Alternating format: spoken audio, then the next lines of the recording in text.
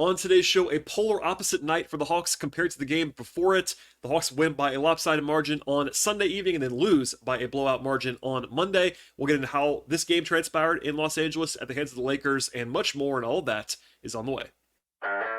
You are Locked On Hawks, your daily Atlanta Hawks podcast. Part of the Locked On Podcast Network. Your team every day.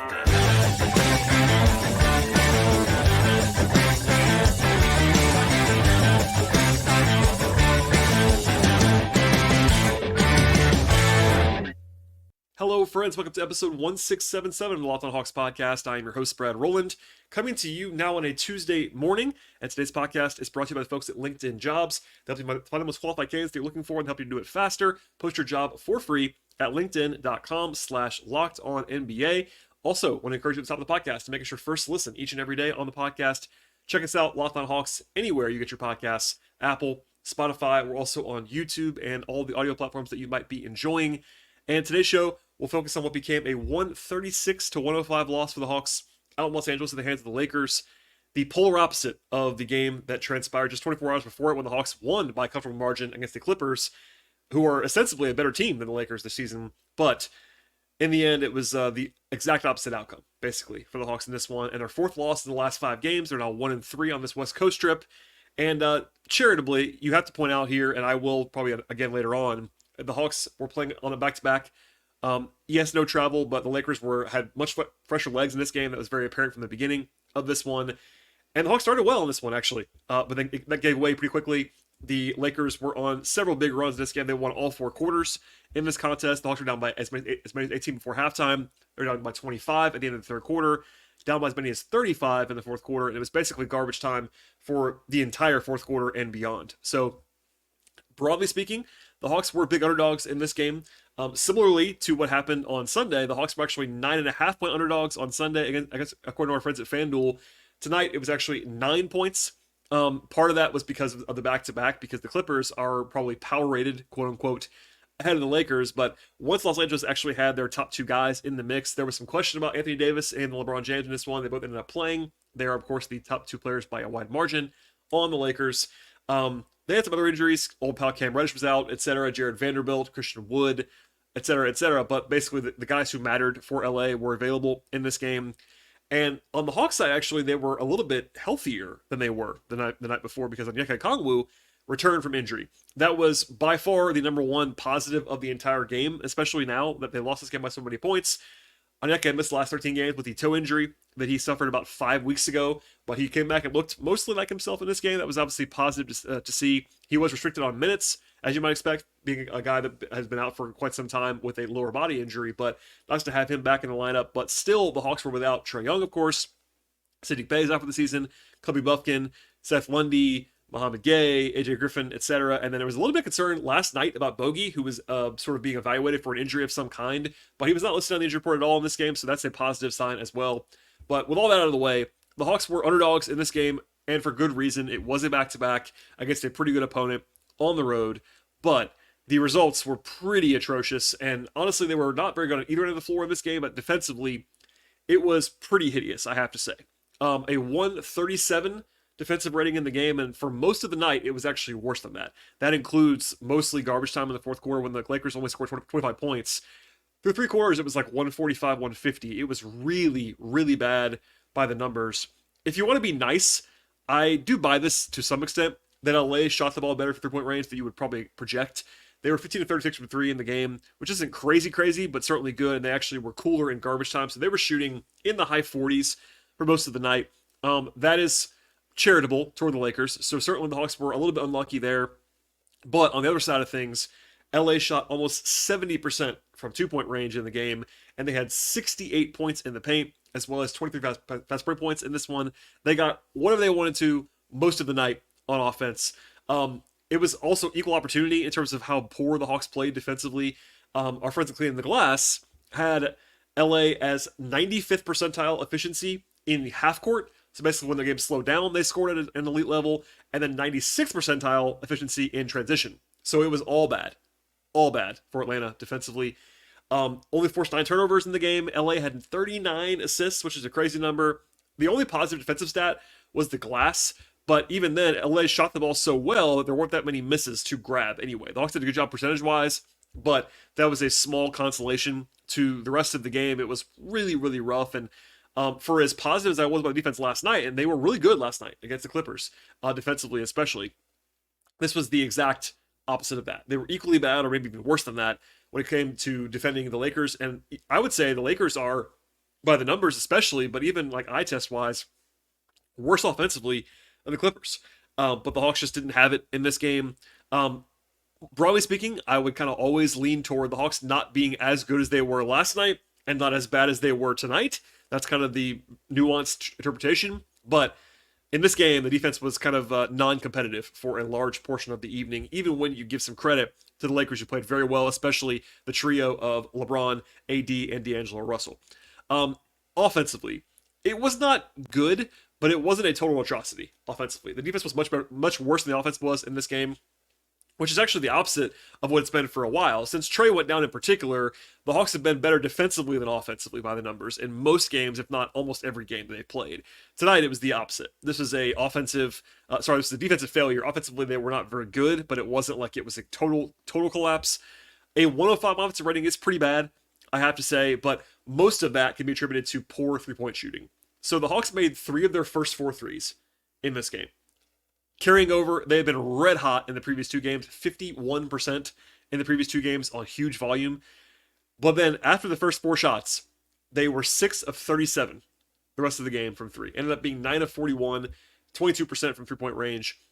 So they were reducing for some regression for sure after the hot shooting from the previous nights, but it was still below what you would expect in this game. So I'll just sort of translate this. If the Hawks shot reasonably on threes in this game, they still would have lost by a lot. So I'm not trying to put too much on this. The margin was what it was because both teams were outlier-ish on threes. The Lakers in a positive direction, the Hawks in a negative direction. And don't hear what I'm not saying. That still would have been the Hawks losing this game by a comfortable margin. But that's what took it from like 15-20 to 30-35, basically, is what I would say, broadly speaking, in this one. They did turn the ball over only 9 times. That's pretty good. Did a good job on the offensive glass, and they shot it better than on Tuesday than they have recently. So offensively, the underlying numbers on offense in this game, 32 assists, etc., were not too bad. They just did not make any threes and could get to the line at all in the game. So, broadly, I would say defensively, it was really, really rough by the eye test, by the numbers, by the rewatch that I did after the game, all that stuff thrown in there. It was, I would say, unacceptably bad defensively in this one. Offensively, they actually played a fairly normal game with their personnel that's available. They just didn't make threes. So that made it look worse than it actually was. In the end, though, a 31-point loss against the Lakers, it's a road game. LA is 25-12 at home, so they're pretty impressive in that building. There's no shame in losing this game. And in the end, does it really matter that they lost the game by 31 versus 21 or by 11? Not really. But if you want to put a spin on it that's positive, and I actually do believe this, and I even said on the show, I think last week, if you told me coming in to this LA back-to-back with the available talent the Hawks have, i.e. no Trae, no Sadiq, etc., and said you can have a 1-1 record, take it right now. If I'm Quinn, I would have said yes to that immediately. I don't know if he would have, but I would have immediately. 1-1 in this back-to-back is a positive result. It just happened to be a weird way to get there, with a blowout win and a blowout loss, both of which were unexpected, especially the blowout win, I would say. But 1-3 on the trip is not a shock either, given where they are right now personnel-wise. They have one more game that we'll talk about later on Thursday in Phoenix. But as for this game in particular, wrapping it up on this first segment, the Hawks didn't play well. That is what it is, and it snowballed on them. Obviously, they started out well. But once LA kind of threw their first punch, the Hawks just didn't have the response that they kind of needed to in this game. Maybe it was tired legs, maybe it was all of the above, all that stuff. But in the end, a flat, pretty ugly performance on the whole for the Hawks, and we'll get into it in more detail in a second. But first, a word from our sponsors on the show.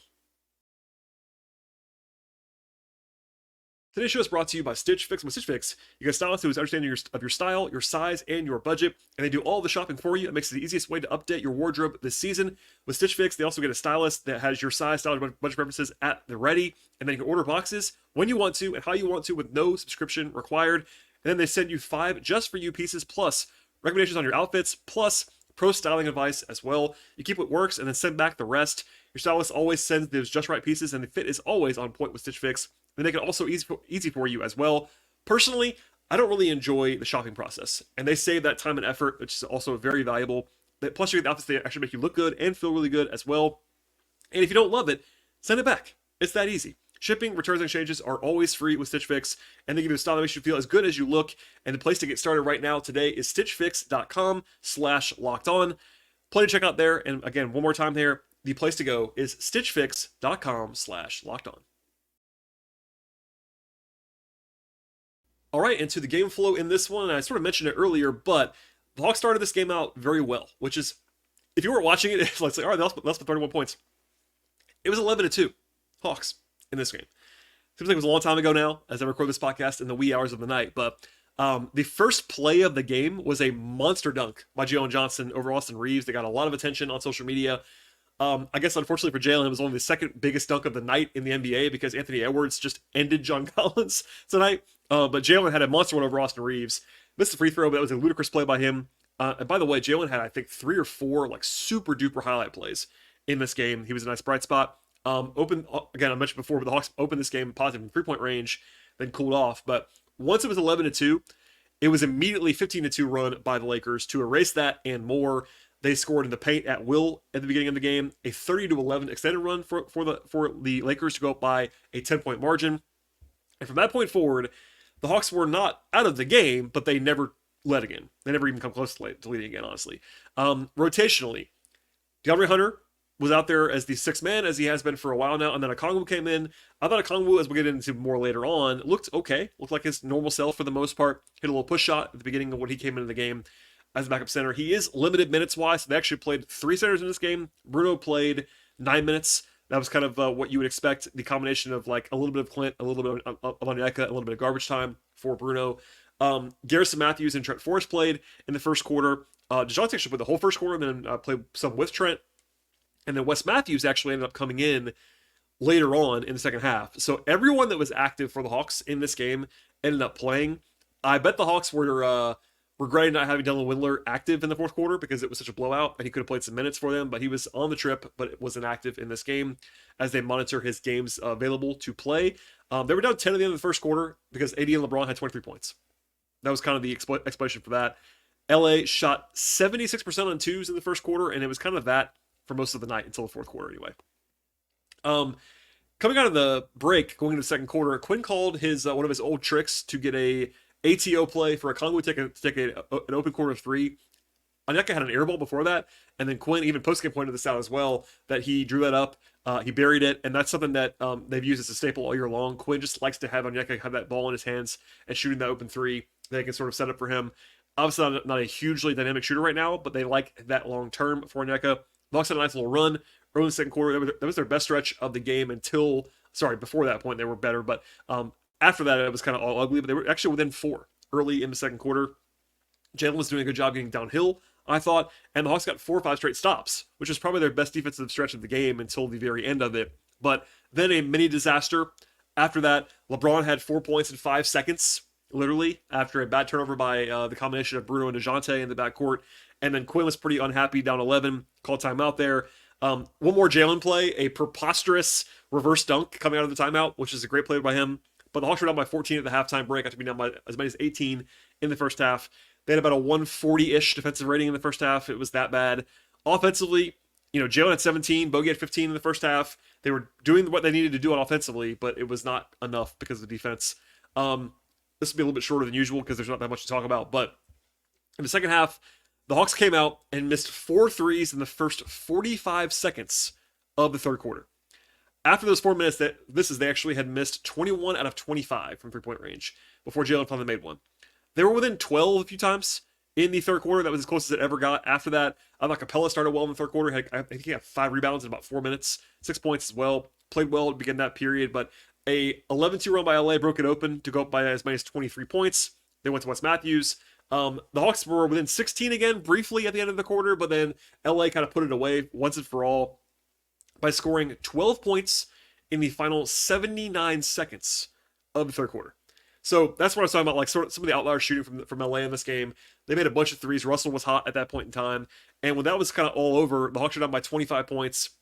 Is it like totally over? You could say no, but if it wasn't already over, the Lakers had an 11-2 run to open the fourth quarter to go up by 34 points. So basically, it was like a 23-5 overall, something like that, to go from down 16 to down 34, and then it was really over at that point.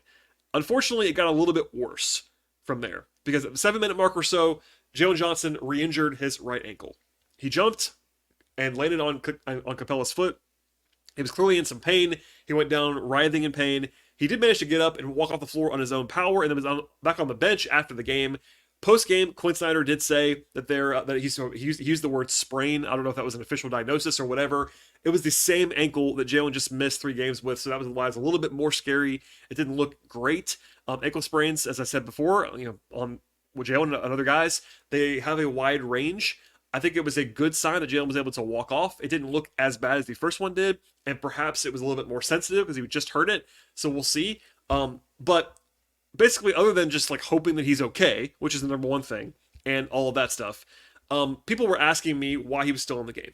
And to some extent, I had the same question. Now, for what it's worth, Quinn's noted post-game, without even really being asked, that he had sent Vit Krejci to the table before that, and he was at the table to get Jalen out of the game when he turned the ankle. But there hadn't been a stoppage yet. That's notable, for sure. I would say the generous read on this is that the Hawks only had 11 guys active, so it's not as if they had an entire third unit of guys to go to. That's the generous reading. But if you're a regular listener to the podcast, you will know that this is an issue that I have had a lot with Quinn and the Hawks this year. It's not always the most dire thing. I don't make it seem like that either, but I kind of fundamentally think the Hawks take guys out too late in blowout wins and blowout losses, generally speaking. It's happened with other guys in the past who've monitoring injuries. Obviously, Jalen is a young player, but he's also coming off a pretty fresh injury. He's also a key guy. And for what it's worth, like I had someone arguing with me, not in a negative way, just kind of pointing out, like, hey, Jalen is a young guy, wanting to get more reps. I get all that, but at the same time, they had Capella in the game, they had Bogey in the game, and they had DeJounte in the game. So they weren't trying to get young guys reps. They were just playing the starter still, down 32 points with 7 minutes to go on a back-to-back. I don't like that, generally speaking. I think it's too late to pull the plug. I get all that, generally speaking. I don't think it was egregious. I'll say that. Because of the roster. If they had 15 guys active, it would have looked worse, and I would point that, and I would have more negativity around it. But because they didn't have a huge bench to go to, like Whittler's in street clothes, etc., I kind of understood it a little bit more. But at the very least, it's not a great look to have a guy who just had an injury suffer a recurrence of that injury down 32 points in the fourth quarter. That's not great optics. I think Quinn probably knew that, and that's why he said what he said post-game. But hopefully it's just a whole lot of nothing. Hopefully Jalen is back in the near future. TBD on Thursday, obviously. We probably won't have an injury update on Jalen until Wednesday. The Hawks are going to be off on Tuesday after a back-to-back. They have to travel to Phoenix, etc. And they have 2 days in between games now. Also, for what it's worth, someone asked me this tonight as well.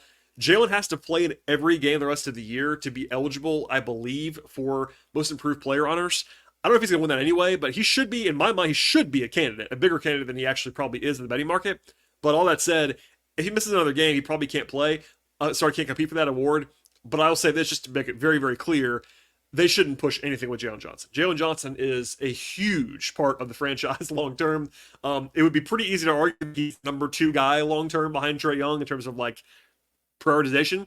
Obviously, DeJounte is a very good player as well, but Jalen, given his youth, the size combination, all that stuff, the fact that he's still on a rookie contract, etc., they should be very careful with him if possible. Also, this season, yes, they're trying to make the play-in, but big picture, much more important than small picture right now for the Hawks, at least in my opinion. Hopefully they share that same viewpoint. So be careful with him, first and foremost, and we'll see if there's any update between now and Thursday. But I will say again, it looked better, quote-unquote, than the first time around, when it was like really kind of scary. This time around, he was walking around within a couple minutes. He's back on the bench, and hopefully that's just kind of all it is at this point in time. Okay, so from there, it was entirely garbage time. They got in everybody that was active, played a lot of minutes, and I'll leave it there for now. But it was not competitive, and in the fourth quarter, it was true garbage time for like the last 9 or 10 minutes. LeBron came out, and then we were up like 35 or whatever it was, and we're kind of done from there. Okay. We'll have a player evaluations in a second, as well as a brief look ahead to what's to come later on this week. But first, a word from our partners on today's podcast.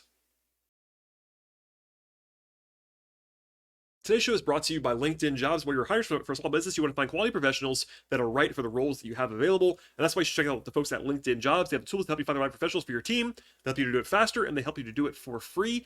I've been on the hunt for people to hire in my day job for a few times in the past, and they really, I would say, LinkedIn Jobs has been huge in helping make the entire process much easier and much more efficient. They know that small businesses are often wearing a ton of different hats, and they may not have time or resources to actually hire properly. And LinkedIn is not just another job board either. They have a network of more than 1 billion professionals, which makes it the best possible place to hire. It gives you access to professionals that you can't find anywhere else. And they do it all by making the process easy and intuitive at LinkedIn Jobs. Hiring is much easier when you have that many quality candidates available to you. It's so easy, in fact, that 86% of businesses get a qualified candidate within 24 hours at LinkedIn Jobs. They're helping you find the most ways to make the process easier. And 2.5 million small businesses use LinkedIn Jobs for hiring. Post your job for free by going to linkedin.com/lockedonnba. One more time. That is linkedin.com/lockedonnba. Terms and conditions apply. All right, and to the players in this one, spoiler alert, not a ton of positivity in a 31-point loss, and that's probably to be expected. Again, all 11 guys that were active played in this game. Bruno played the least with 9 minutes, 5 points, 6 rebounds, 2 assists, and a block. I thought he looked fine, to be honest. I thought Bruno was not the problem at all in this game. Wes Matthews hit a 3. He actually missed one. At one point, he had made 6 straight threes dating back for this entire week. He had been red hot, missed his last one, but still. Garrison Matthews had a rough game. 0-3 from the floor, 0-3 from 3, minus 15. Had an assist, but not his best work for sure. Trent Forrest was totally fine. 2 points, 6 assists, 4 rebounds. I thought he did a pretty good job defensively. I thought he was one of the better players. Again, grading on a curve from what your normal baseline is, as we usually do on the podcast. But I thought Trent did his job. I thought he was fine in this game. DeAndre Hunter finally had a bad shooting night. He had been red hot for a long time. I'm talking about that a lot in the last couple of weeks. It's still true. But in this game, he was 0 of 5 from 3, 4 of 9 on 2s, 8 points, minus 22 in 26 minutes. Not his best night. Again, he wasn't alone, but he finally had a cool off period. Okongwu, 11 points in his return, 4 rebounds, 2 assists, 2 steals, 5-7 from the floor, 1 of 3 from 3. I thought he looked like his normal self for the most part. Obviously, it's nice for him to come back in LA where he's from. That's a cool little thing that the Hawks did there. Hopefully, he is going to respond well from this. And nice to have him back. I think this is pretty much about the earliest that he could have come back, as far as like my projections were concerned and what the Hawks were saying publicly about his injury. So that's a good thing. Knock on wood, he's fine. But with 14 games left, he missed 13 games. He came back in 5 weeks. Given where he was at a few weeks ago, that's not a bad result at all. And obviously, he helps them a lot because in the future when he's not on a minutes restriction, he might be able to play some 4 for you next to Capella because they're obviously short-handed right now without Sadiq Bey, and also just more dynamism, more flexibility at center because he can do a lot of different things on the floor, etc. Just better with Okongwu on the floor. Obviously not a huge surprise to have him around is a positive thing. Vit Krejci, 25 minutes for Vit, 11 points, had an assist, was 4 of 5 on 2s, 1 of 3 on 3s. Had a nice little fadeaway over LeBron, actually. A nice little play by Vit. Good ball movement, as usual, for Vit. Minus 9 in the game, but that was actually pretty good compared to everybody else in this one. Played a pretty decent role, I thought, in this game. Bogey shot it okay. He's actually the only guy that shot well from 3 in this one, 3 or 5. 17 points, 3 rebounds for Bogey in 26 minutes. At least they did a good job of monitoring his minutes because he's been playing too much, in my opinion, just because of his legs and just being an older guy at this point in time. But I thought he was at least the one guy who made shots. Not like he played perfectly in any way, shape, or form, but there you go. Jalen Johnson, 25 points to lead all scorers for the Hawks in this one. 9 rebounds, 4 assists, and a block for Jalen. He couldn't make a 3. He was 2 of 11. He was not alone there. Nobody could make a 3, but he was actually 7 of 9 on 2s. I thought he did a very good job at the rim when he was going to the rim, finishing. Just didn't have a 3-point shot, but I actually was encouraged by him taking a bunch of 3s. That might seem weird because he didn't shoot them very well, but Jalen is not a guy yet who is established as a knockdown shooter, so I think it's good to have him be confident enough to keep shooting. That's a positive thing.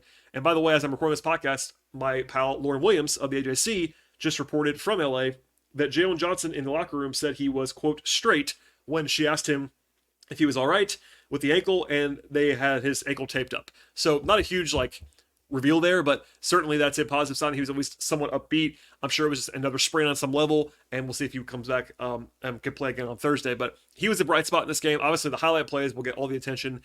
I thought he was really good attacking. The shooting, perimeter shooting is what it was, but he was 7 9 on 2s and got to the line 6 times. He was probably the brightest spot as far as on court performance other than the missed threes. Capella, I thought was pretty good in the second half, not very good in the first half, honestly. 10 points on rebounds, a steal and a block for Clint in 20 minutes, 5-10 from the floor. He was actually -8, which was the best of anyone who played more than 9 minutes in the game.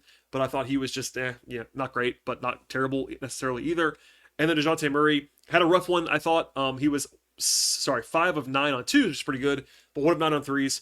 10 assists, which is a very good number, of course. 13 points, -25, the worst on the Hawks, plus-minus wise. Defensively, he was pretty shaky. Basically, everyone was shaky defensively, I have to say. So I'm not picking on DeJounte, but he was notably shaky, I thought, on the perimeter. Him and Bogey were not in the greatest place defensively in this game. I actually thought Jalen was not very good defensively in this one. Not that I'm, worried too much about that, because I think long term, that's going to be a good place for Jalen to be. But it was a team-wide defensive struggle in this one for Atlanta. So we'll leave it there for now. Obviously, no one's happy about this loss, but again, I would tell you, and I mean this genuinely, a split there, not a bad result. It was the problem was on this trip, of course, was the losses on the road to Portland and Utah, much more than this loss, even though it was a much more lopsided defeat than those two games were in Portland and Utah. From here, the Hawks actually are up 4 games still on the Nets with 14 to play. Now, this loss isn't great, but Brooklyn has not been playing particularly well. They have a home game tomorrow on, I should say, Tuesday, as you listen to this podcast. The Nets play at home against the Pelicans. That'll be a tough one for them. So that's a game that, keep an eye on that. The Hawks are still favored to be the 10 seed, at the very least. I think these losses, though, hurt their chances to be the 9 seed in some respects, if you were still holding on hope for that. The Hawks are 3.5 games behind the Bulls and 4 games ahead of the Nets. So they're like kind of in their own mini tier right now in the standings, but there you go. And then the Hawks fly to Phoenix from here. They play another game at 10:30 p.m. Eastern Time on Thursday. So there are 2 games on the schedule all year long for the Hawks that are at 10:30 p.m. Eastern Time. They're back-to-back games. Tonight and then Thursday. And Thursday, it's going against the NCAA tournament. So that'll be a little bit of a tough draw, I would imagine. Phoenix is a good team, though. At least that'll be appealing. Kevin Durant, Devin Booker, etc. And that is also the final game of the 5-game West Coast trip. So the Hawks look to go 2-3. I said before the trip started, given their personnel, that basically 2-3 would have been awesome when it came to a final result. That still is the case now. They will almost certainly be underdogs in that game on Thursday, unless KD's out or whatever. So we'll see. But it's not like it's not winnable. They just beat the Clippers. It's a very similar kind of situation. 2-3 would be pretty good. 1-4 is not the best, but there you go. We'll get into that game more later on. I'm not entirely sure when I'll be recording next. I'm planning to do at least one show, hopefully between now and Thursday. I have several responsibilities when it comes to the NCAA tournament, so forgive me on that. But we'll have more content in the future, and a good time to go ahead and subscribe to the podcast anywhere you get your podcasts, places like Apple, Spotify, YouTube on the video side. Ratings, reviews, likes, shares, all that fun stuff should be appreciated. Also, if you are an audio-only subscriber to this podcast, you will also get the bonus episodes from the folks at Locked On Sports Atlanta. They do post-cast episodes that go in our audio feeds. They have their own YouTube channel, but they go in our audio feeds, so keep that in mind. If you are a new subscriber, just some extra content, nothing less from me, just extra stuff. Also, find the show on Twitter at Locked On Hawks. Follow me there as well, at BT Rowland. I write about the Hawks on a pretty regular basis at patreon.com/BT Rowland. And that's all I have. It's almost 2 a.m. Eastern Time. I am very tired at this point in time, so hopefully I was coherent at some point during this podcast, and we'll have more come later on this week. Stay tuned. Thanks for listening, and we'll see you next time.